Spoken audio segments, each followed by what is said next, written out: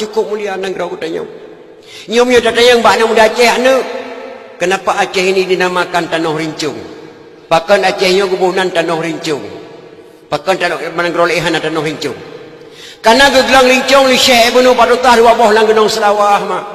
Lahir selawah darah saboh, lahir selawah agama. So gelang rincung Syekh Ibnu Battutah. Syekh Ibnu Battutah yang cucu kandung Sultan Iskandar Dzulkarnain. Nanu turi mak koknya Sultan Iskandar Dzulkarnain. Ayah Sultan Iskandar Dzulkarnain ngan ayah Nabi Khidir alaihissalam adik abang sama mak saboh ya. Cucunya yang gelang rincung dalam gunung selawah, lahir selawah darah saboh, lahir selawah agam. Yang cucunya yang gelang danau rincung dalam bumi Aceh.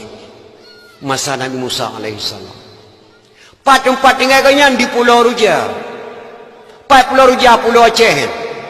Pakan gebunan Pulau Ruja ada gegelang ija dua krek merah sikrek putih sikrek gebunan Pulau Ruja. Waktu Sayyidina Sultan Iskandar Dzulkarnain kagum Allah kamu meninggal. Rayuk tujuh yang Syekh Ibnu Battutah. Gecok ija yang dua krek nyampe gadah sejarah di Aceh. Gecok bat tengah gepekap sebelah merah sebelah putih. Gepek merah wadah gebuh putih huyuk. Jarang Soekarno hanya gecok ke lambang RI. Jarang Soekarno gecok bendera Republik Indonesia ke lambang RI. Yang long kena pegah anak-anak muda long di Aceh di Birun. Nek gecok jamun gebuh bendera merah putih dan putih damai. Bek fikir-fikir yang mentuahkan bendera Republik Indonesia bukan. Awal lahir bendera merah putih dalam bumi Aceh nyong dan lahir bendera Republik Indonesia di Jakarta. Nek gecok gebuh bendera merah putih dan putih damai. Bukan kerana bendera Republik Indonesia.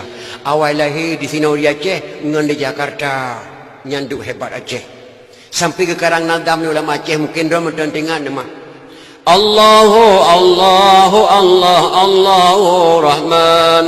Kubah Sulaiman watenya lamla uraraya dan nama sidra yang natruh kenan malingkan afan watenya dengan balukia dan nama sidra yang natruh kenan malingkan afan watenya dengan balukia nyana dah ulama Aceh namu foma afan Nabi Allah Nabi Ilyas alaihissalam gebunan afal ulama jamun ngentak ngamalanyo matang dalam gunung Aceh koknya nak jabat Kubah Sulaiman lalu raya kerana Kubah Sulaiman sangat dekat lalu Aceh Baluqiyah nan desoma Baluqiyah Balia bin Malka Nabiullah Khidir alaihissalam beliaulah yang truk jabat Kubah Sulaiman lalu raya Nabiullah Khidir ngentak ngamalanyo matang di pantai barat laut selatan mak dan laut Aceh